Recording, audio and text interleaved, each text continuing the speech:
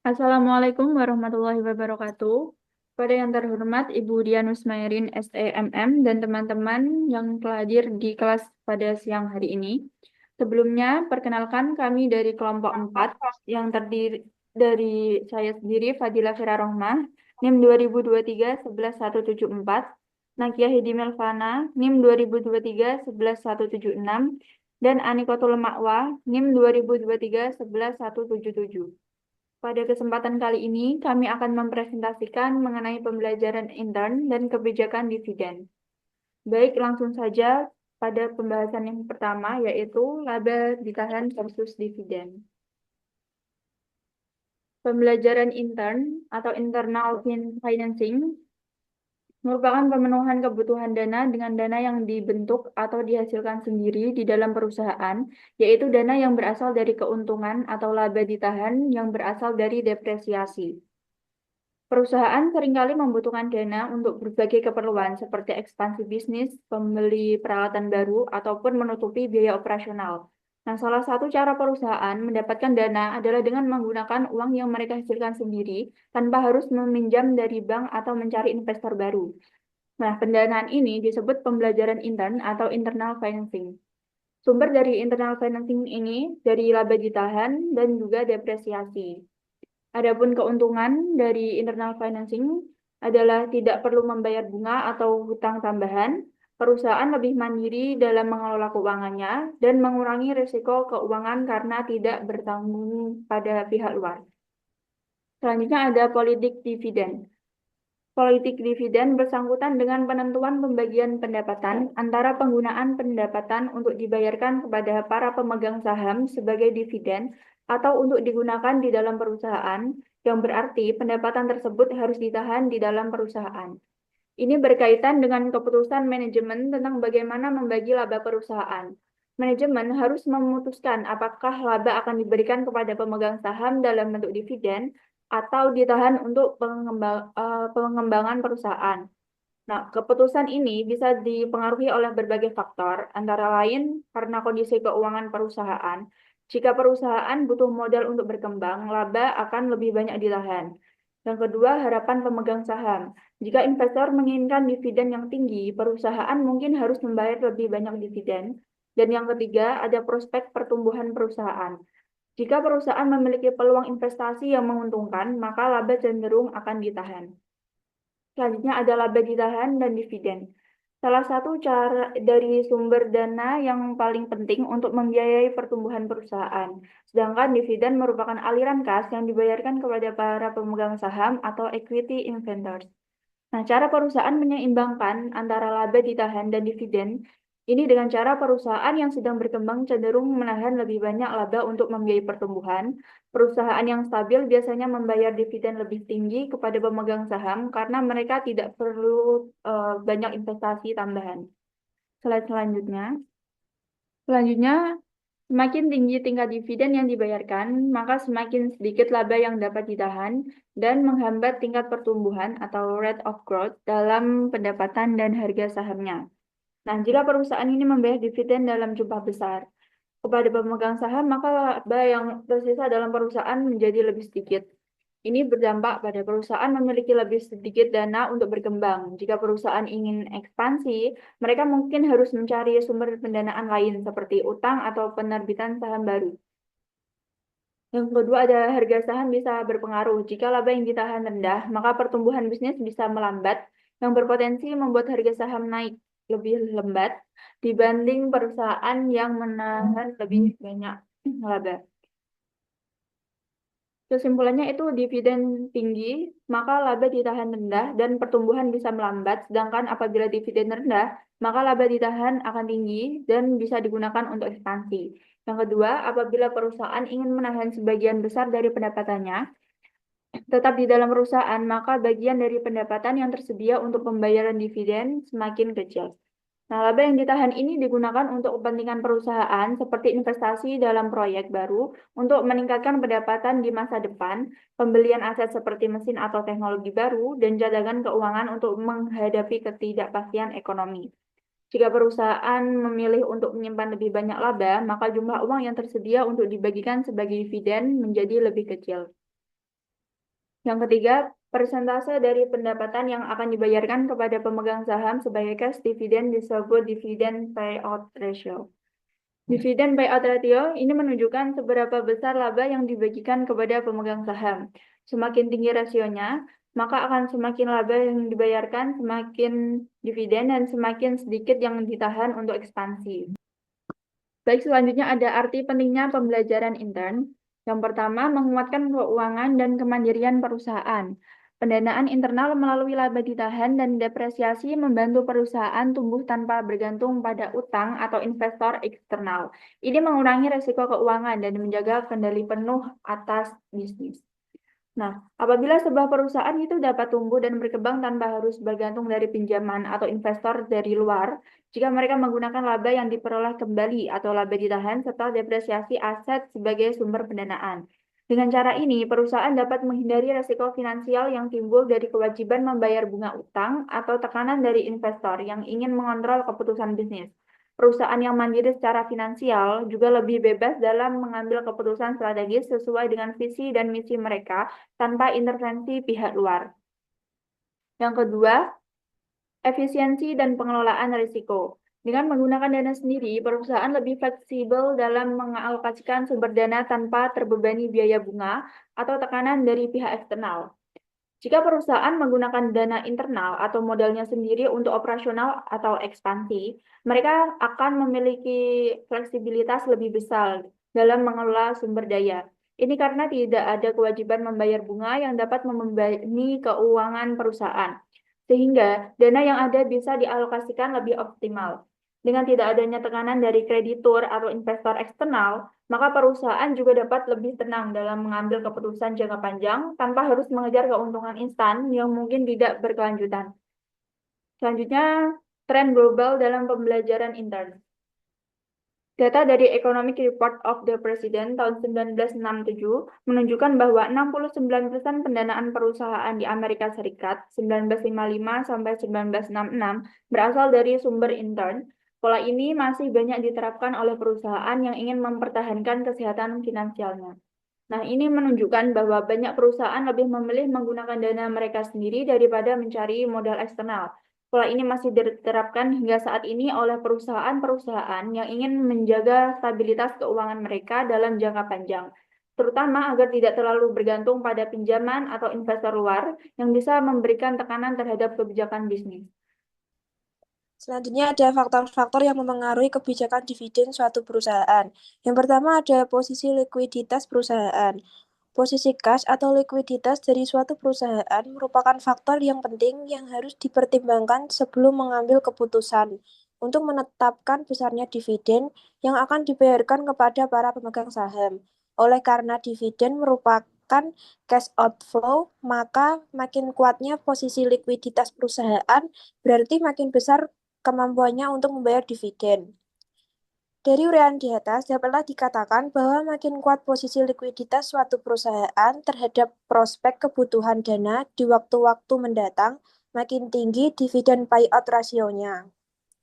Selanjutnya ada kebutuhan dana untuk membayar hutang. Apabila suatu perusahaan akan memperoleh utang baru atau menjual obligasi baru untuk membiayai perluasan perusahaan, sebelumnya harus sudah direncanakan bagaimana caranya untuk membayar kembali utang tersebut. Selanjutnya ada tingkat pertumbuhan perusahaan. Semakin cepat tingkat pertumbuhan suatu perusahaan, semakin besar pula kebutuhan dana untuk membiayai ekspansi bisnisnya.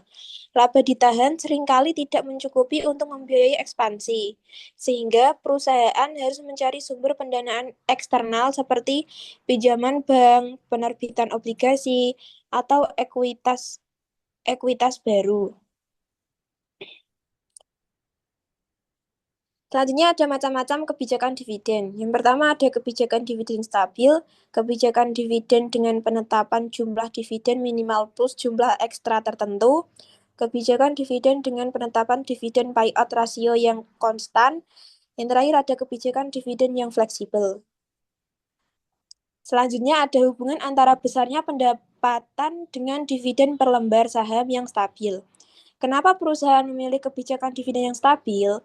Yang pertama ada meningkatkan kepercayaan investor. Investor cenderung lebih suka perusahaan yang membayar dividen secara stabil karena menunjukkan bahwa perusahaan memiliki kondisi keuangan yang baik dan prospek bisnis yang cerah. Jika dividen selalu dibayarkan dalam jumlah yang sama atau meningkat sedikit demi sedikit, investor merasa lebih percaya dan nyaman berinvestasi dalam perusahaan tersebut. Yang kedua ada menghindari dampak negatif jika dividen berkurang. Kalau dividen tiba-tiba turun atau hilang, pasar bisa berpikir kalau perusahaan sering mengalami masalah keuangan.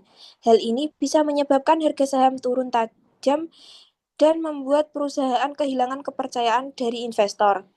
Yang terakhir ada investor yang butuh dividen tetap. Beberapa investor seperti dana pensiun atau yayasan sosial mengandalkan dividen sebagai sumber penghasilan. Mereka lebih suka saham dari perusahaan yang bisa memberikan dividen secara konsisten. Karena ini membantu mereka merencanakan keuangan dengan lebih baik. Selanjutnya akan disampaikan oleh Nakia. Selanjutnya adalah stok dividen, stock splits, dan pembelian kembali saham. Yang pertama, stok dividen. Stok dividen adalah strategi perusahaan untuk mengembangkan bisnis tanpa mengeluarkan uang tunai, memberikan nilai kepada pemegang saham. Stok dividen adalah dividen yang diberikan perusahaan dalam bentuk saham tambahan kepada pemegang saham, bukan dalam bentuk uang tunai. Meskipun jumlah saham yang dimiliki pemegang saham bertambah, total modal karena hanya terjadi pergeseran dari laba ditahan ke modal saham. Dampak dari pemberian stok dividen adalah berkurangnya laba ditahan perusahaan karena sebagian dikonversi menjadi saham baru. Selain itu, jumlah saham yang beredar di pasar meningkat, meskipun total nilai modal sendiri tetap sama. Akibatnya, harga saham cenderung turun karena jumlah saham yang beredar bertambah, sehingga nilai per lembar saham mengalami penyesuaian. Seperti contoh, suatu perusahaan sebelum menetapkan pemberian stok dividen mempunyai struktur modal sendiri sebagai berikut. Saham biasa dengan nominal Rp1.000 dan 4.000 lembar adalah 4 juta rupiah. Agio saham atau capital surplus sebesar 2 juta rupiah dan laba ditahan sebesar 14 juta rupiah, yang dimana totalnya adalah 20 juta rupiah. Besar stok dividen adalah 10%. Jadi perhitungan jumlah saham tambahan adalah jumlah saham yang beredar adalah 4.000 lembar, kemudian persentase stok dividen adalah 10%, lalu jumlah saham tambahan yang diterbitkan dihitung dari 10/100 dikali 4.000 lembar, yaitu 400 lembar. Jadi, setiap pemilik 10 lembar saham akan menerima 1 lembar saham tambahan atau 10% dari kepemilikannya. Kemudian, struktur modal sendiri setelah stok dividen, yaitu saham biasa dengan nominal Rp1.000 dan 4.400 lembar, yaitu Rp4.400.000. Agio saham atau capital surplus sebesar Rp2.200.000 dan laba ditahan sebesar Rp13.400.000, di mana totalnya adalah sama, yaitu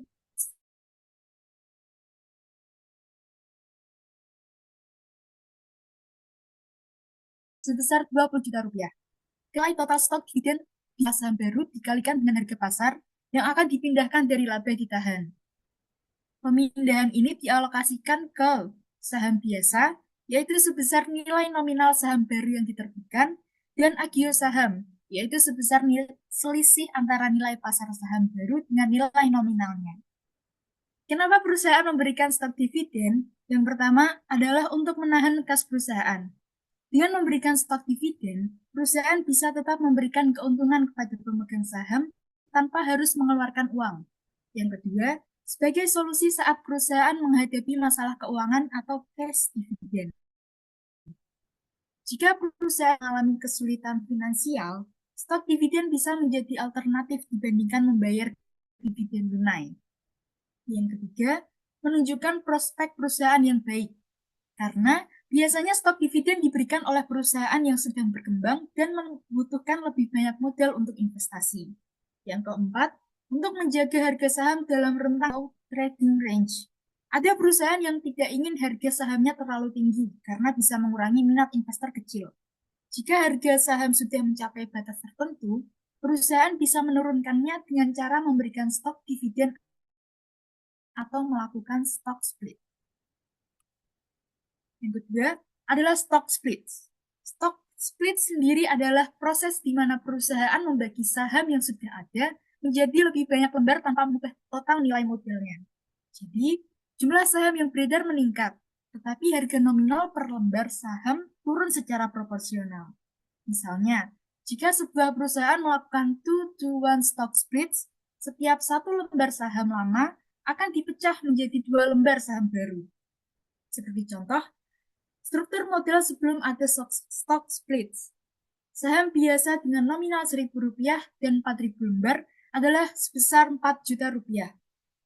Agio saham atau capital surplus sebesar Rp2.000.000 dan laba ditahan sebesar Rp14.000.000. Totalnya Rp20.000.000. Kemudian stock splits atau 2-to-1 stock splits, saham biasa dengan nominal 1.000 dan 8.000 lembar sebesar Rp4.000.000. Agio saham atau capital surplus sebesar Rp2.000.000 dan laba ditahan sebesar Rp14.000.000. Totalnya Rp20.000.000. Tujuan stock split sendiri adalah menurunkan harga saham per lembar. Stock split tidak mengubah total nilai perusahaan, hanya membagi saham menjadi lebih kecil dan lebih banyak. Sebaliknya, kalau harga saham terlalu rendah, perusahaan bisa melakukan reverse splits atau mengurangi jumlah saham dan meningkatkan harga per lembar saham. Jadi kesimpulannya, stock dividen atau dividen saham adalah ketika perusahaan memberikan kamu saham tambahan gratis, tapi bukan uang tunai. Tujuannya adalah untuk hemat uang tunai, tapi kamu dapat lebih banyak lembar saham. Yang kedua adalah stock split atau pemekaran saham. Terjadi ketika perusahaan memecah setiap lembar sahammu menjadi beberapa lembar saham baru. Tujuannya agar harga per saham jadi lebih murah, biar lebih banyak orang bisa beli. Yang ketiga adalah reverse splits atau penggabungan saham, di mana beberapa lembar saham digabung jadi satu lembar. Tujuannya agar harga per saham jadi lebih mahal. Yang ketiga, repurchasing of stock atau pembelian kembali saham. Repurchasing of stock adalah ketika suatu perusahaan menggunakan uang kasnya untuk membeli kembali saham yang sebelumnya telah mereka jual ke pasar. Kenapa perusahaan melakukan ini? Yang pertama, karena uangnya berlebih. Perusahaan punya kas yang tidak terpakai dan tidak ada investasi baru yang menguntungkan. Yang kedua, untuk membagi keuntungan ke pemegang saham. Perusahaan bisa bagi keuntungan dengan mengurangi jumlah saham yang beredar sehingga nilai saham per lembar bisa naik. Contoh, suatu perusahaan mempunyai pendapatan atau earning dan harga pasar sebagai berikut, yaitu keuntungan neto sesudah pajak sebesar Rp1.000.000. Jumlah lembar saham yang beredar adalah 10.000, pendapatan per lembar saham adalah Rp100, harga saham per lembar atau ex-dividen adalah Rp1.425, dan price atau earning ratio sebesar 14,25. Kemudian, bagaimana harga saham berubah? Yang pertama, jika perusahaan menggunakan uang 750. Pertama, jika perusahaan menggunakan uang sebesar Rp750.000 untuk membeli kembali saham dengan harga Rp1.500 per lembar, maka mereka bisa membeli 500 lembar saham. Kemudian setelah buyback, jumlah saham yang beredar berkurang dari 10.000 menjadi 9.500 lembar. Karena total laba tetap sebesar Rp1.000.000, maka pendapatan per saham atau EPS naik menjadi Rp105,26 per lembar yang diperoleh dari 1 juta per 10.000 dikurangi 500. Kemudian, bagaimana harga saham? Dengan asumsi price atau earnings ratio atau PA ratio tetap 14,25, harga saham setelah buyback dihitung sebagai P sama dengan 14,25 dikali 105,26 sama dengan Rp1.500. Rumus harga saham setelah buyback adalah PX sama dengan D per S, di mana P adalah harga setelah buyback, PX adalah harga saham sebelum buyback, D adalah dana yang digunakan untuk buyback, S adalah jumlah saham sebelum buyback, di mana perhitungannya adalah dengan Rp1.425 ditambah Rp750.000 dibagi 10.000, yang menghasilkan Rp1.500. Jadi, jika perusahaan menawarkan harga lebih rendah dari Rp1.500, pemegang saham yang menjual bisa rugi karena harga sahamnya turun. Kemudian untuk metode yang digunakan adalah yang pertama, tender offer. Tender offer ini sendiri di mana perusahaan menawarkan harga tertentu ke pemegang saham untuk membeli kembali saham mereka. Biasanya harga yang ditawarkan lebih tinggi dari harga pasar, dan pemegang saham bisa memilih untuk menjual atau tidak. Yang kedua adalah pembelian di pasar. Perusahaan membeli saham langsung dari pasar seperti investor biasa. Jadi, jika pembelian dilakukan secara bertahap, itu bisa meningkatkan harga saham di pasar. Baik, itu tadi materi yang telah kelompok kami sampaikan mengenai pembelajaran intern dan kebijakan dividen. Apabila ada kekurangan atau salah dalam perkataan, kami mohon maaf. Wassalamualaikum warahmatullahi wabarakatuh.